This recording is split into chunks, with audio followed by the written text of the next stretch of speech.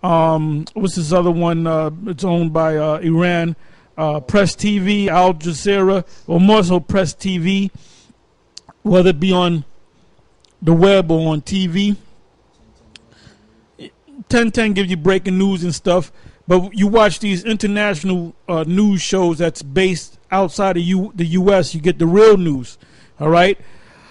And you can see the climate out there based on watching the news, that this society is breaking down. This system is breaking down, and people are coming up in the power. But like I said, the average everyday person, whether he be an Israelite or a Edomite or of another nation, they don't know what the hell is going on.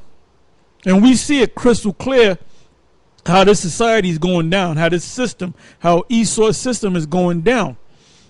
And we filter them through the scriptures. Like what I noticed, there was like a response to the video we did last week on Yohana saying we don't hate white people, but God hates white people. And one of his top men, had did a thing to kind of explain it.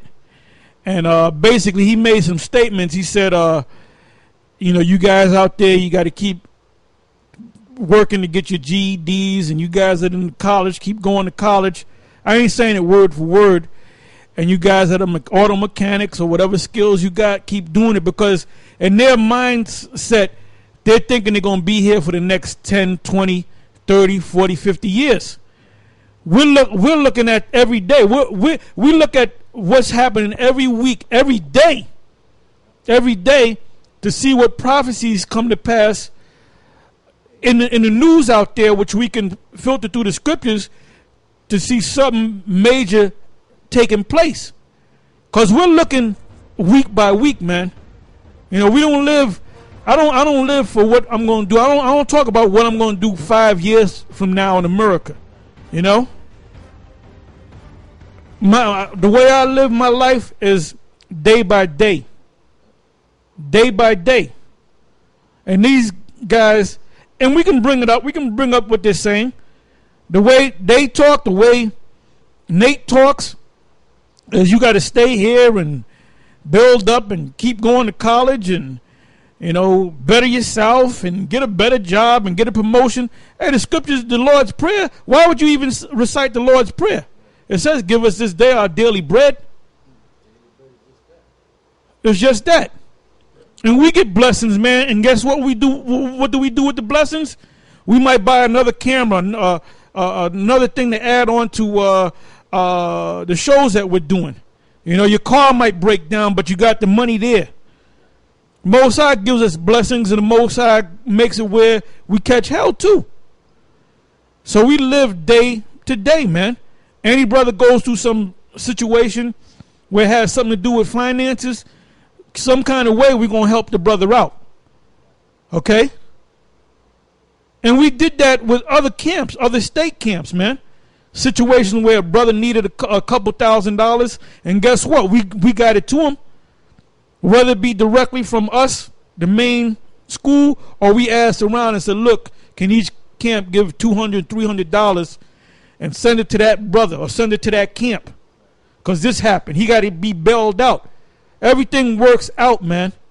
So you brothers shouldn't be trying to play that game of I need money and I got complacent and I was kept begging brother for money, because you trying to build a kingdom on this society, man. At a place that like Nate and them was snapping on us that we in this one little room, we ain't got nothing. We having progress. We have progress because we're doing exactly what the Lord told Ezekiel, Jeremiah, Isaiah to do, man. Where did it say in the scriptures that the Most High said to Ezekiel, look, man, you got to get a bigger place. And it's about time for you to get some kids and get you a wife or two. Well, he told that to Hosea, but the woman that he laid with was a harlot, man.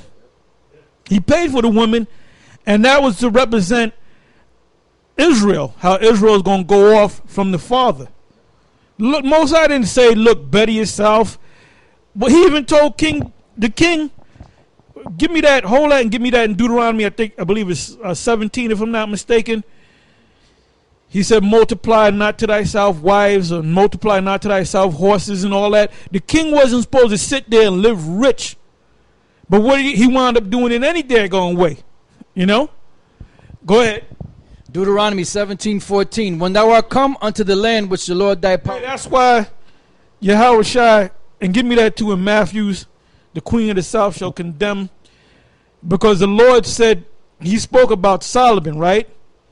And everybody speaks about how great Solomon was basically by his riches and his wisdom and his riches, which he asked the Most High to give him wisdom in a dream. He never actually did that.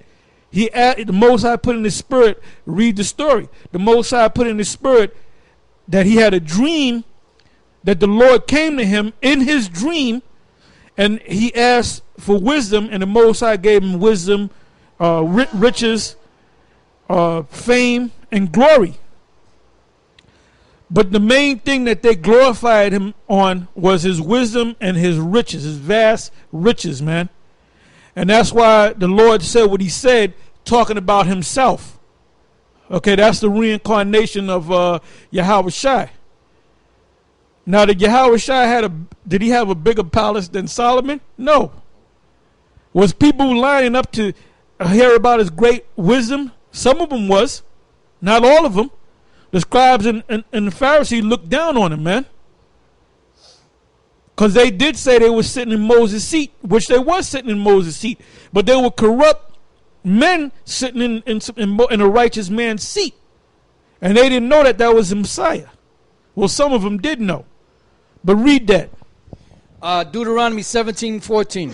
When thou art come unto the land which the Lord thy power giveth thee, and shalt possess it, and shalt dwell therein, and shalt say, I will set a king over me, like as all the nations that are about me. Thou shalt in any wise set him king over thee, whom the Lord thy power shall choose. One from among thy brethren shalt thou set king over thee. Thou mayest So all you Negroes that voted for Barack Obama, that ain't your brother. That's a Hamite, man. So that proves that you out of order. And then you got Nate and you got Johanna trying to say we're trying to save black people. We're trying to wake up as many people. Look, man, you can't wake up everybody, man. This is only for the elect. Hey, go back to Yaikwab. Yaikwab used to always say that, man. He said, if a nigga can't get it, we're moving on. So Yaikwab's attitude was, man, we ain't trying to wake up everybody, man. We just trying to wake up the elect. And even Arias spoke about that all the time. We ain't trying to build up the masses, man. You know how many guys we been kicked out in the different state camps? How many executive orders we gave out, man? We dropped whole camps, man. We said, look, we don't recognize these guys, man. And they get the news when they watch the video. What the hell I do? Then they call us up. Look, brother, you did this, you did that, and you ain't right. So goodbye. And whether they go on out there and teach that word, we're not trying to build up numbers, man. The only thing our job is to put this truth out so that the elect can receive it. That's it. That's it. We're sticking to what the scriptures say, not these other guys. Go ahead. It says, thou mayest not set a stranger over thee, which is not thy brother. But he shall not multiply horses to himself, nor cause the people to return to Egypt, to the end that he should multiply. Well, that's what those guys are doing. They're causing people to stay in Egypt, man. Get your GEDs, get your college, keep going to college. Listen to the white man. All right? Get this degree, become a cop, become a politician. No, we ain't into all that, man. Even though Zerubbabel became governor and Daniel became a president during the time of, in the book of Daniel, it mentions that in Daniel 6, I believe. So they had political offices and whatnot. But look, we're into this, man. What did give me that and hold that and give me Acts 7:1.